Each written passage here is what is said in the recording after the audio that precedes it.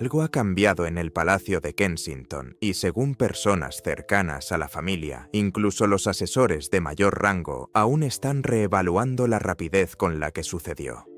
La princesa de Gales no simplemente regresó a la vida pública este año. Fuentes cercanas a la Casa Real describen algo más específico, un reposicionamiento, no una recuperación. Regresó a un rol que, en la práctica, ahora parece más importante que el que dejó. Si esto parece una distinción menor, presten atención, porque la diferencia entre recuperación y reposicionamiento es precisamente lo que los corresponsales de la realeza han intentado analizar durante casi 2 años. Y si quieren entender cómo se renegocia discretamente la posición de una futura reina consorte dentro de la monarquía, en tiempo real, sin que un solo titular utilice esa palabra, suscríbanse ahora, porque vamos a desglosar esto pieza por pieza, comenzando desde el momento en que todo se detuvo.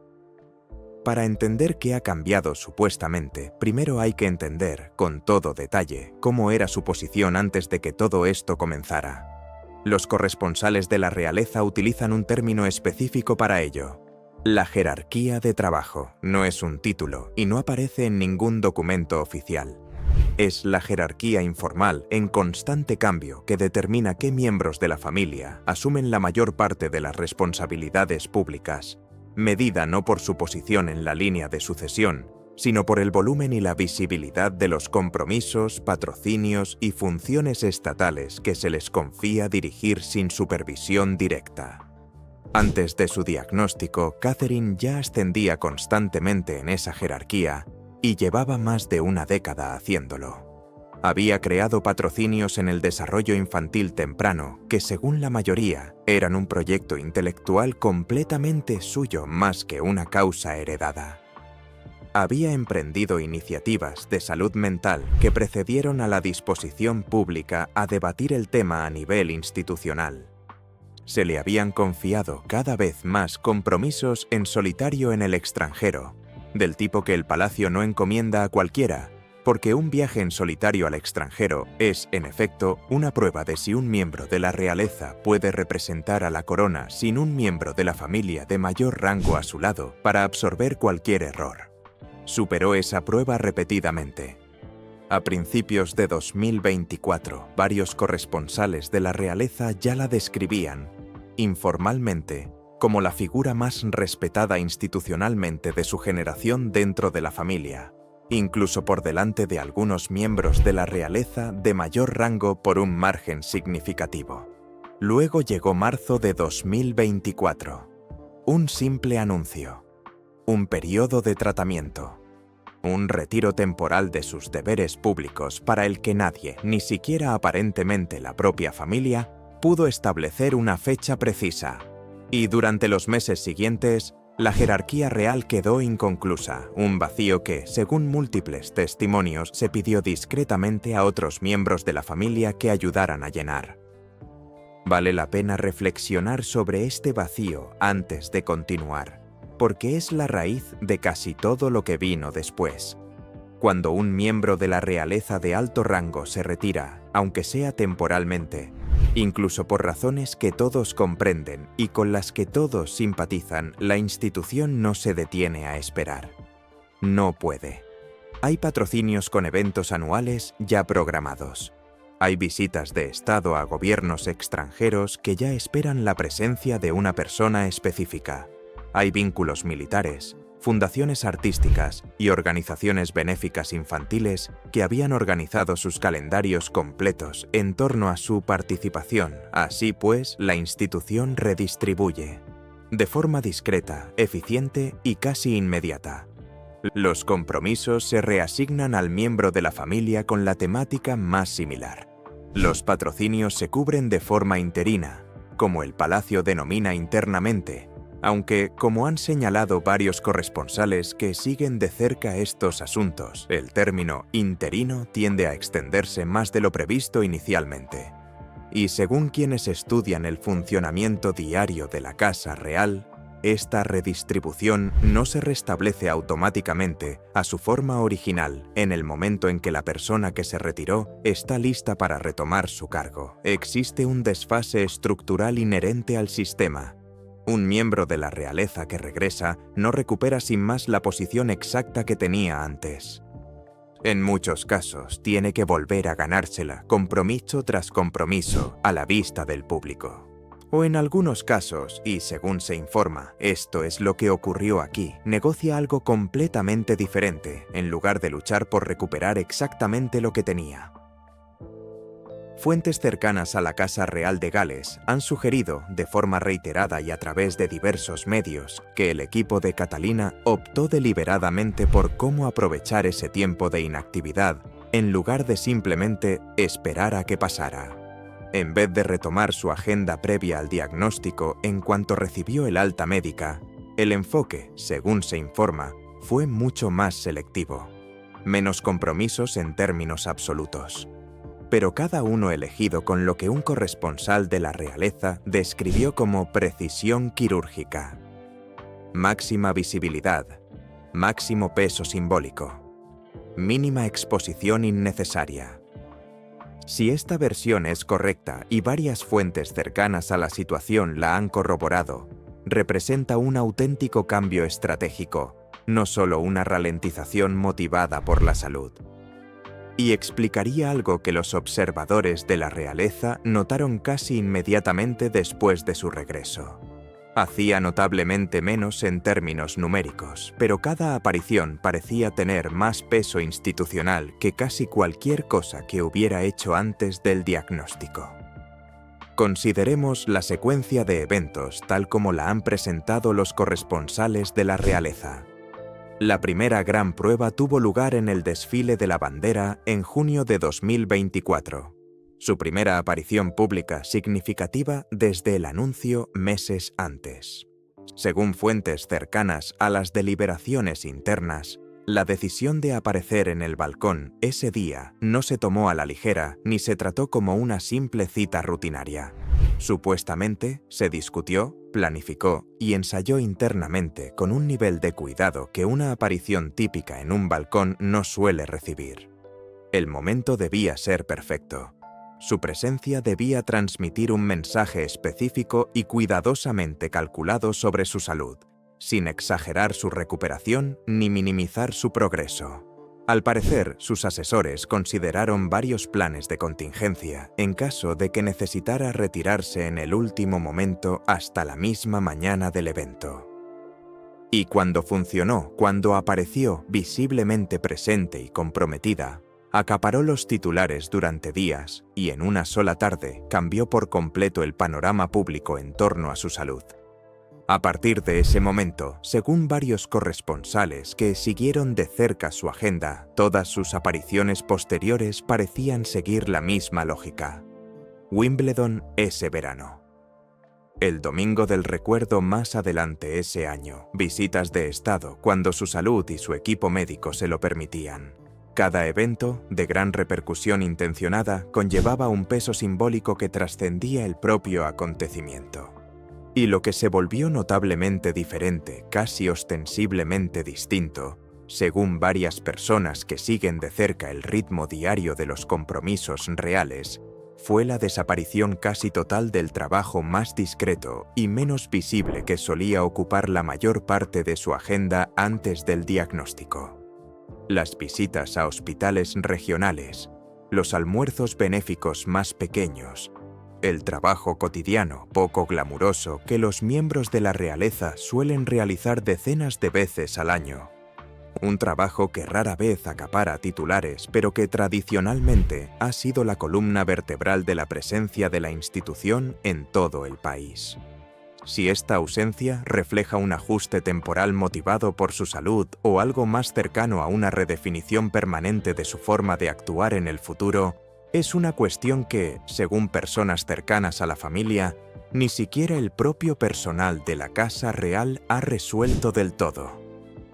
Es precisamente aquí donde la cuestión de la precedencia cobra relevancia y vale la pena detenerse para definir el término correctamente, ya que se usa incorrectamente con frecuencia en los comentarios informales sobre la realeza. La precedencia, en el sentido formal, no es una noción vaga de importancia.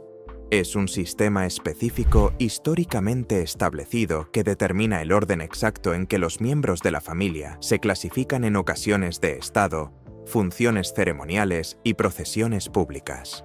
Se establece principalmente a través del matrimonio y el parentesco consanguíneo con el soberano reinante, y está documentada, codificada y, en esencia, fija. Como esposa del heredero al trono, la precedencia formal de Catalina dentro de ese sistema nunca estuvo en duda, ni antes de su diagnóstico, ni durante su tratamiento, ni después de su regreso.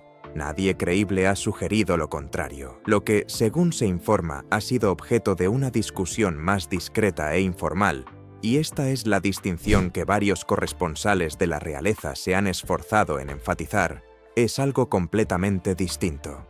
Podríamos llamarlo precedencia en el trabajo si se quiere un término, aunque no es una frase oficial que el palacio usaría jamás. Se trata de la cuestión práctica y cotidiana de cuánto del trabajo institucional de mayor rango y visibilidad se canalizará hacia ella en el futuro, independientemente de su posición formal en una procesión ceremonial. Y varios factores, según personas que siguen de cerca la dinámica interna de la familia, han convergido para ejercer una presión inusual sobre esta cuestión en particular.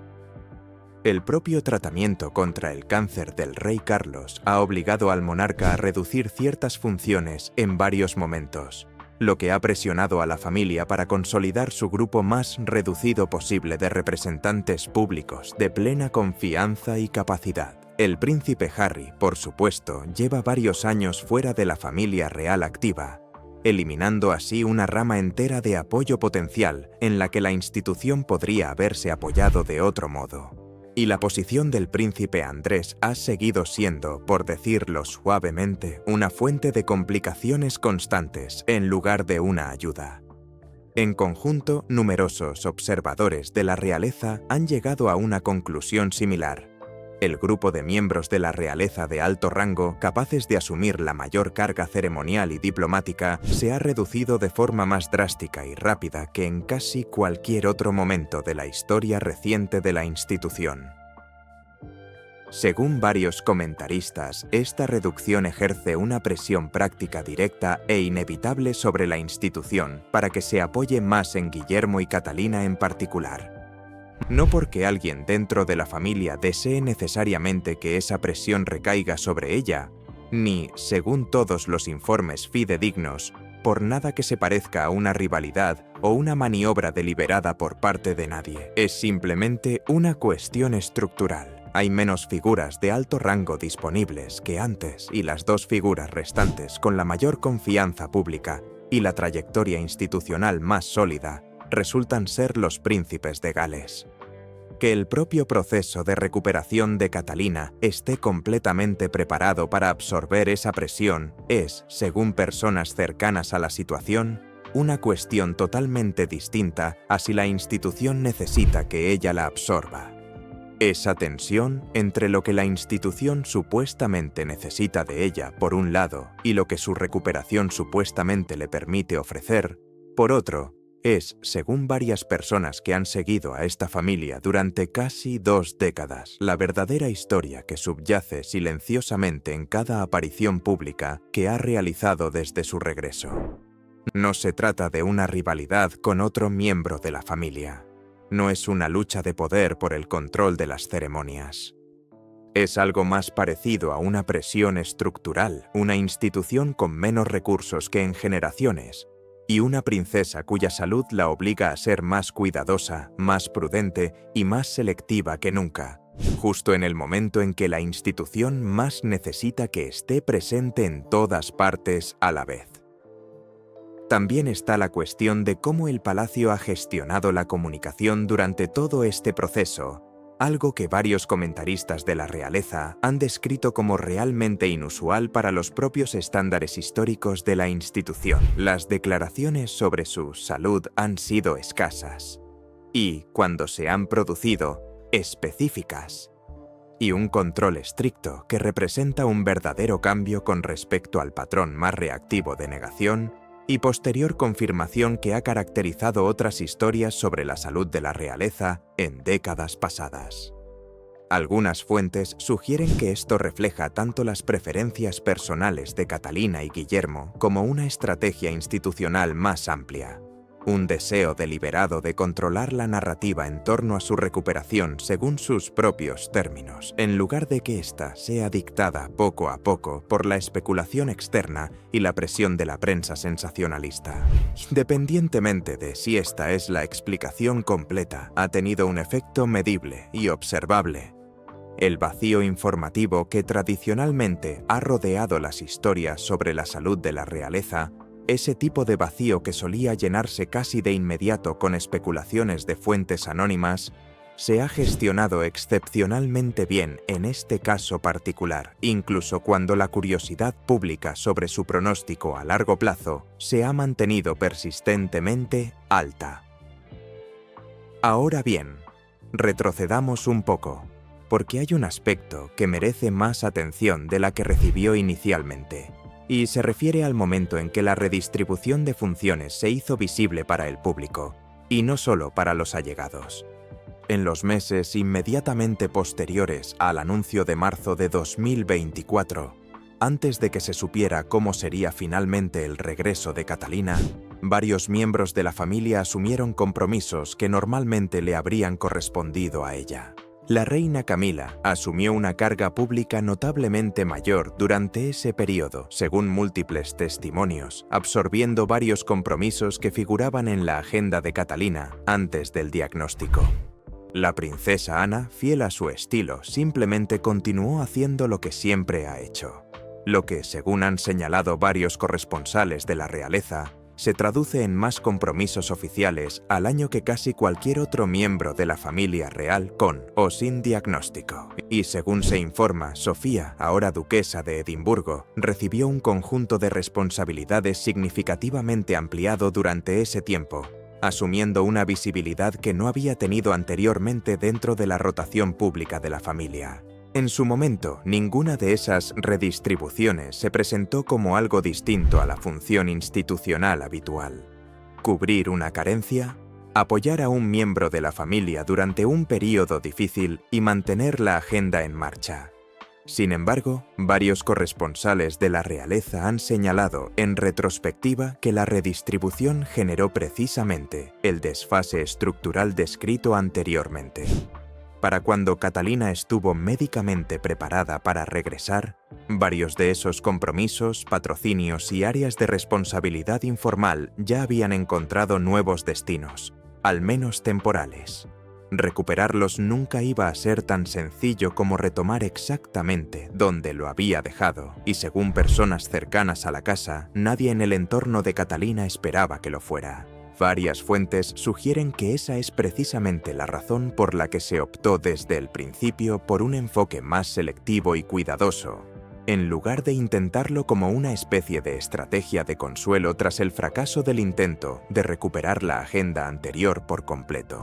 Según casi todos los testimonios, lo que sucederá a continuación aún se está definiendo activamente en tiempo real, sin que nadie cercano a la situación haya estado dispuesto a confirmar públicamente una conclusión definitiva. Según se informa, no hay una fecha fija para el regreso de Catalina a una vida prácticamente normal, similar a la previa al diagnóstico. Personas cercanas a la familia real han ido más allá, sugiriendo que un regreso completo, en el sentido tradicional, podría no ser el objetivo final. El enfoque más selectivo y de mayor impacto que ha caracterizado su presencia pública desde su regreso podría, según diversas fuentes, convertirse en la forma permanente de su papel en el futuro, en lugar de una adaptación temporal que se eliminaría gradualmente una vez que su salud se estabilice por completo. De ser cierto, esto representaría un cambio realmente significativo en la estructura del rol de la futura reina consorte. Significaría alejarse del modelo de gran volumen de actividades que ha definido las funciones públicas de la mayoría de los miembros de la realeza durante generaciones, para adoptar un enfoque más selectivo, estratégico y, según a quien se pregunte, más moderno o más preocupante para una institución que tradicionalmente ha dependido de una visibilidad constante para justificar su relevancia. No todos ven con buenos ojos este posible cambio y vale la pena exponer el desacuerdo con honestidad en lugar de tomar partido. Algunos analistas de la realeza han planteado interrogantes sustanciales sobre la presión institucional. Si un menor número de miembros de la realeza con funciones oficiales, que realizan menos apariciones públicas y más cuidadosamente planificadas, es realmente sostenible para una institución que durante generaciones ha dependido de una amplia presencia y una visibilidad casi constante en todo el país para mantener el compromiso y el apoyo público.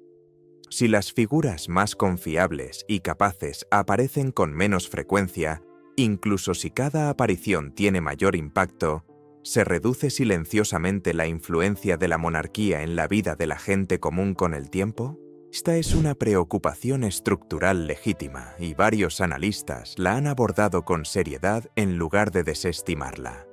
Otros, con la misma seriedad, defienden la postura opuesta, argumentando que esto representa una evolución necesaria más que un retroceso.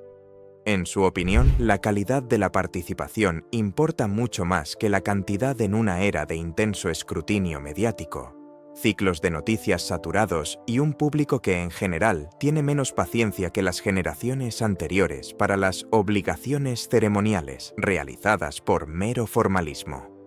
Una aparición cuidadosamente seleccionada y de gran impacto que domine los titulares durante una semana, desde esta perspectiva, contribuye más a la relevancia a largo plazo de la institución que una docena de apariciones menores que generen unos pocos párrafos en la cobertura local y poco más.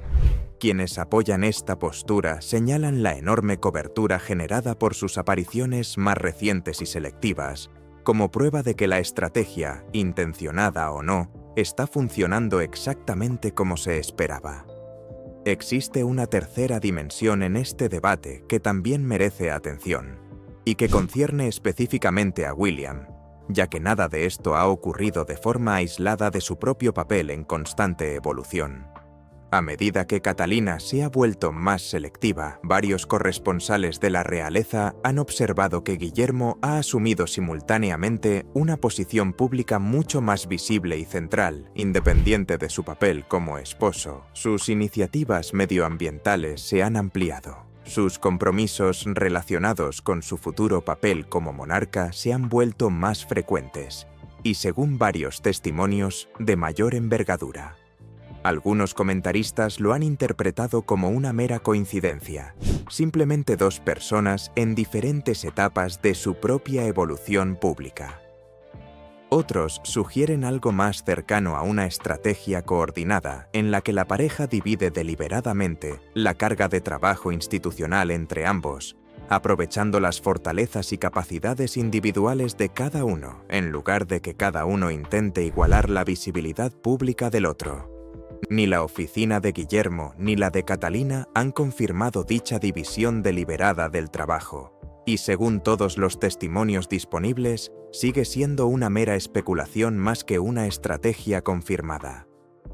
En lo que coinciden casi todos los corresponsales de la realeza que cubren esta noticia, independientemente de su postura en el debate institucional general, es en que la reacción pública ha sido abrumadoramente favorable a Catalina en particular, incluso entre comentaristas que suelen ser escépticos sobre la relevancia de la monarquía en general.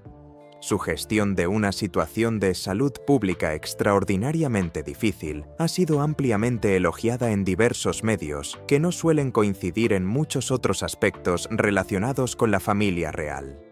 Esta buena voluntad pública, según sugieren varios comentaristas, le otorga a ella y a su equipo una libertad inusual para redefinir su papel según sus propios términos, algo que una figura menos comprensiva que intentara la misma redefinición no habría podido lograr. De hecho, la misma crisis que forzó esta renegociación en primer lugar podría ser precisamente lo que le permite completarla en condiciones favorables. Existe también una dimensión más discreta y menos mediática que varios corresponsales de la realeza que cubren al personal de la Casa Real, y no solo a la familia en sí, han señalado. Según se informa, en los últimos 2 años se han producido cambios significativos en la plantilla de la oficina de Catalina, con la incorporación de varios asesores de alto nivel específicamente para gestionar este enfoque más selectivo y estratégico de las apariciones públicas.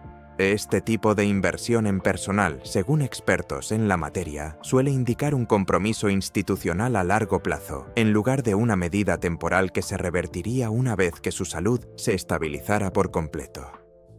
Si el Palacio planeara simplemente devolverla al antiguo modelo basado en el volumen de apariciones una vez recuperada, varios analistas han argumentado que sería inusual invertir tanto en desarrollar un enfoque operativo completamente nuevo en torno a la estrategia más selectiva mientras tanto.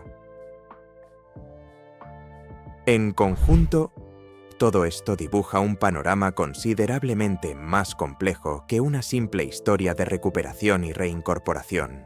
Es el de una institución bajo una auténtica presión estructural, un miembro de la familia que afronta una crisis de salud pública extraordinaria con una disciplina y un autocontrol excepcionales, y un rol que se está reconfigurando de forma activa y deliberada en tiempo real, en lugar de simplemente recuperar su forma anterior. Si esta reconfiguración resultará finalmente en que Catherine ocupe un lugar más importante dentro de la institución que antes de su diagnóstico, uno menor, o algo estructuralmente diferente que no se ajuste a ninguna de las dos categorías, sigue siendo, según todos los testimonios fidedignos, una incógnita.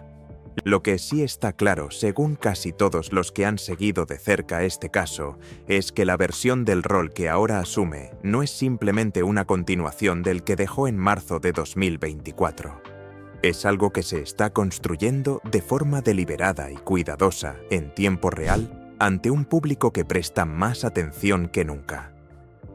Y eso, más que cualquier aparición o titular concreto, es a lo que los corresponsales de la realeza vuelven una y otra vez cuando intentan explicar por qué esta historia en particular ha acaparado la atención pública durante tanto tiempo. No se trata realmente de un regreso, sino de una renegociación aún en curso, sin un final confirmado, que se desarrolla a la vista de todos, aparición tras aparición cuidadosamente elegida.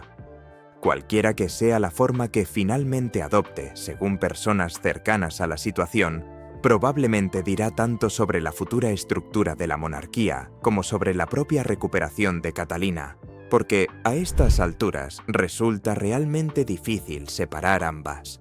Hay un último hilo conductor que vale la pena explorar antes de concluir, ya que nos remite a algo mencionado anteriormente y le da mayor claridad. La cuestión de a quién se le confían los compromisos diplomáticos más importantes se ha convertido en uno de los indicadores más observados de hacia dónde se dirige realmente esta jerarquía. Y las visitas de Estado, en particular, han funcionado, según varios corresponsales de la realeza, casi como un marcador de toda la conversación. Una visita de Estado no es simplemente una sesión de fotos. Requiere meses de preparación, coordinación con el Ministerio de Asuntos Exteriores, sesiones informativas sobre las sensibilidades diplomáticas específicas del país en cuestión y una serenidad bajo un intenso escrutinio que el Palacio no concede fácilmente a nadie que aún se encuentre en periodo de recuperación. Cuando Catalina fue incluida en la planificación de visitas de Estado para el año posterior a su regreso, varios comentaristas la señalaron de inmediato como una de las señales prácticas más claras de que la institución, al más alto nivel, la consideraba plenamente reintegrada al grupo de miembros de la realeza en activo, independientemente de lo selectiva que siguiera siendo su agenda. Esta inclusión no se produjo de forma aislada y vale la pena explicar el mecanismo mediante el cual se toman estas decisiones, ya que rara vez es tan simple como que el rey o la oficina de comunicación del palacio decidan unilateralmente quién asiste a qué, según personas familiarizadas con la elaboración de estas agendas. La planificación de las visitas de Estado implica una negociación constante entre el secretario privado del monarca, los secretarios privados de los miembros de la realeza que se consideran y en muchos casos la discreta opinión de asesores médicos cuando la situación de salud aún se considera activa. Para Catalina en particular, esto significó que su propio equipo tuviera voz y voto en la determinación de su nivel de participación, en lugar de ser simplemente informados a posteriori de lo que ya se había decidido por encima de ella. Varios corresponsales de la realeza han sugerido que este grado de participación otorgado a una miembro de la realeza, que aún no era la esposa del monarca reinante, sino la del heredero al trono, era en sí mismo algo inusual según los estándares históricos y refleja el peso institucional que ya había acumulado en los años previos a su diagnóstico. Vale la pena retomar brevemente el periodo inmediatamente posterior al anuncio de marzo de 2024, porque hay un detalle de ese lapso que varios comentaristas han reconsiderado con un nuevo contexto ahora que ha transcurrido más tiempo. En las primeras semanas posteriores al anuncio, según múltiples testimonios, el volumen de compromisos reasignados a otras personas fue mayor de lo que el comunicado público del Palacio transmitió en su momento.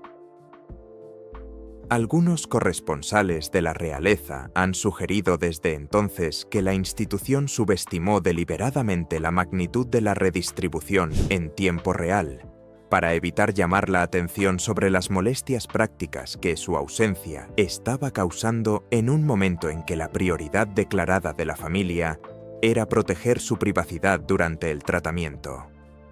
De ser cierto, esto significaría que el retraso estructural descrito anteriormente era, al menos en parte, un costo conocido y aceptado en su momento, en lugar de algo que tomó por sorpresa al palacio una vez que ella estuvo lista para regresar. Esta distinción es importante porque replantea toda la recalibración no como una respuesta improvisada a una brecha inesperada, sino más bien como algo que la institución había anticipado y planificado desde muy temprano hasta cierto punto.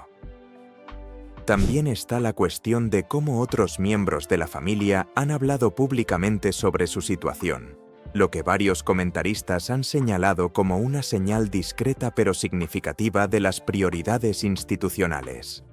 El rey Carlos, según personas familiarizadas con sus declaraciones públicas y conversaciones privadas, ha sido notablemente protector del cronograma de Catalina en todo momento, llegando incluso a oponerse a sugerencias dentro de la Casa Real para que asumiera funciones más visibles antes de que ella y su equipo médico se sintieran preparados.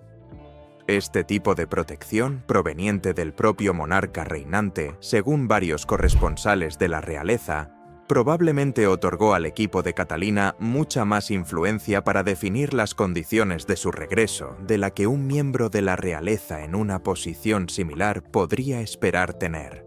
Además, como han señalado varios comentaristas, esto añade un nuevo contexto al punto anterior sobre la presión institucional. Incluso cuando la disminución de las responsabilidades familiares generó una necesidad práctica real de que ella asumiera más, el instinto del propio rey, según se informa, fue protegerla de esa presión en lugar de acelerarla, al menos en las primeras etapas de su recuperación. El papel de Guillermo en todo esto también merece un análisis más profundo, ya que la imagen descrita anteriormente, de una pareja que se reparte las tareas institucionales de forma complementaria, se vuelve más compleja al considerar cómo cambió su propia postura pública, específicamente durante los meses en que Catalina se retiró de sus funciones. Varios corresponsales de la realeza han observado que Guillermo adoptó una postura notablemente más activa y visiblemente protectora durante ese periodo, no solo en lo que respecta a sus propios compromisos, sino también en la forma en que hablaba públicamente de su familia en las raras ocasiones en que abordó la situación directamente. Según quienes estudian de cerca la comunicación pública de la familia, este cambio parece haber sido bien recibido por el público, reforzando la imagen de un padre y esposo involucrado que gestiona una crisis familiar realmente difícil, en lugar de simplemente un futuro rey que intenta subsanar una deficiencia institucional. Si este cambio en la percepción pública fue una estrategia de comunicación deliberada o simplemente un reflejo auténtico de cómo afrontaba la situación en privado, es, como gran parte de esta historia, algo sobre lo que los observadores externos solo pueden especular, no confirmar. En conjunto, la historia que emerge apunta a una recalibración silenciosa y gradual que se produce simultáneamente en múltiples frentes, en lugar de un único punto de inflexión dramático. La jerarquía de trabajo cambió gradualmente a medida que se reasignaban los compromisos en los meses posteriores a marzo de 2024. El diálogo sobre la precedencia, en su sentido informal, cambió gradualmente a medida que la disminución del número de miembros de la realeza de alto rango en la institución generaba nuevas presiones prácticas. La propia estrategia pública de Catalina se orientó gradualmente hacia un modelo más selectivo y de mayor impacto, que según varias fuentes, podría ser permanente en lugar de transitorio. La postura pública de William cambió gradualmente a la par que la de ella, de una manera que, según varios comentaristas, refleja una división genuina, aunque en gran medida tácita, del trabajo institucional entre ambos de cara al futuro. Según casi todos los relatos disponibles, nada de esto fue resultado de una sola decisión tomada en un solo momento. Fue el efecto acumulado de docenas de decisiones menores tomadas bajo una presión considerable por personas que intentaban equilibrar una auténtica crisis médica con las necesidades prácticas y constantes de una de las instituciones más antiguas del mundo. Y esa, más que cualquier aparición individual o cualquier titular, es probablemente la forma más precisa de comprender lo que realmente sucedió. No se trató de una reorganización drástica anunciada desde arriba, sino de una renegociación lenta y deliberada, llevada a cabo principalmente en privado, donde el público solo vio los resultados cuidadosamente seleccionados y oportunos de decisiones tomadas en gran medida fuera de la vista pública. En este momento, es prácticamente imposible afirmar con certeza si esta nueva configuración se mantendrá, se expandirá aún más o eventualmente dará paso a algo completamente distinto a medida que las circunstancias sigan evolucionando dentro de la familia. Todos los corresponsales de la realeza que cubren esta noticia se han cuidado de dejar claro esto, en lugar de exagerar la información disponible.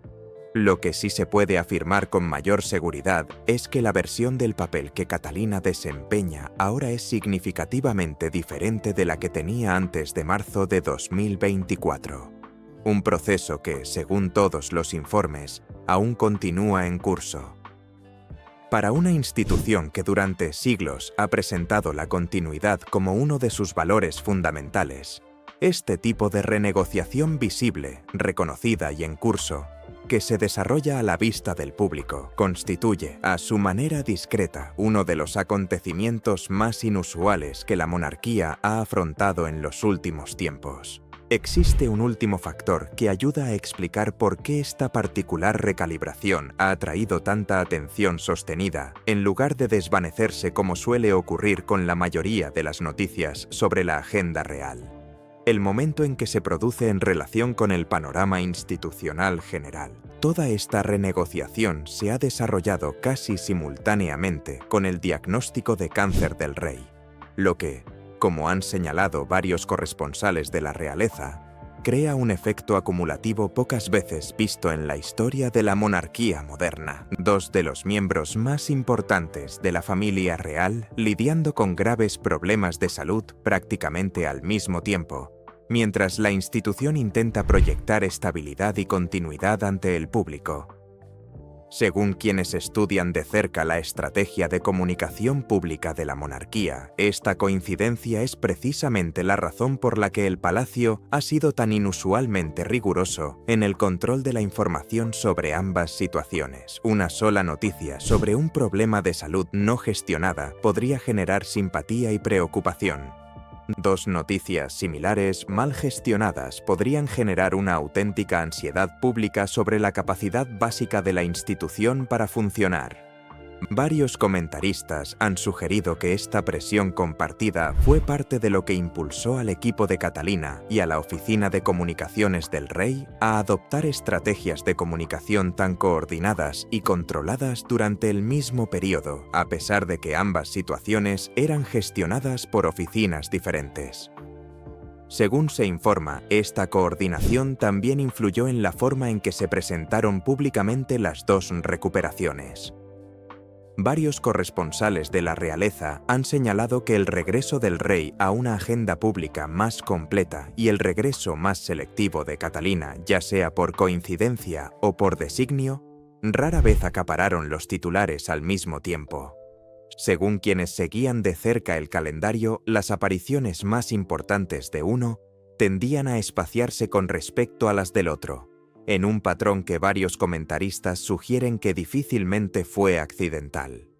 Si esto refleja una coordinación deliberada entre dos oficinas distintas, o simplemente el resultado natural de dos equipos médicos operando con sus propios cronogramas independientes, es algo que nadie fuera del palacio ha podido confirmar. Sin embargo, varias fuentes coinciden en que el patrón en sí era lo suficientemente notorio como para que los corresponsales de la realeza comenzaran a mencionarlo como tema de conversación mucho antes de que cualquiera de las oficinas lo abordara, incluso indirectamente. Este contexto más amplio también ayuda a explicar algo que desconcertó a algunos observadores casuales al principio del período de recuperación. ¿Por qué el regreso de Catalina pareció, para muchos observadores externos, más cuidadosamente orquestado que un regreso real típico? Según personas cercanas a la situación, no se trataba simplemente de su salud y las preferencias de su equipo. Se trataba de una monarquía que intentaba gestionar dos crisis de salud simultáneas y de gran repercusión mediática que afectaban a dos de sus figuras más importantes y con mayor confianza pública, en un momento en que la institución no podía permitirse el lujo de mostrar inestabilidad. Visto así, la disciplina comunicacional inusualmente estricta, el calendario excepcionalmente selectivo y la secuencia inusualmente cuidadosa de las apariciones públicas importantes, empiezan a parecer menos decisiones aisladas específicas de la situación particular de Catalina y más piezas coordinadas de una estrategia institucional mucho más amplia para gestionar un periodo sin precedentes de vulnerabilidad simultánea en la cúpula de la familia. Y eso, según varios corresponsales de la realeza que han cubierto esta institución durante décadas, es en última instancia lo que hace que este capítulo en particular sea realmente inusual en la historia moderna de la monarquía, en lugar de ser simplemente otra historia sobre la salud de la familia real que se desvanecerá de la memoria una vez que ambos protagonistas se recuperen por completo. La última vez que la institución se enfrentó a algo parecido a este nivel de incertidumbre simultánea en sus más altos niveles, los mecanismos para gestionar la percepción pública, controlar el flujo de información y coordinar los mensajes entre las distintas oficinas reales no eran ni de lejos tan sofisticados como lo son hoy. La forma en que el palacio ha gestionado este período superpuesto, según varios comentaristas, podría acabar marcando la práctica institucional para futuras crisis de salud en la familia durante los próximos años, independientemente de cómo evolucione el papel específico de Catalina a partir de ahora. Por ahora, sin embargo, la pregunta específica que dio origen a esta conversación sigue siendo la que merece la pena retomar.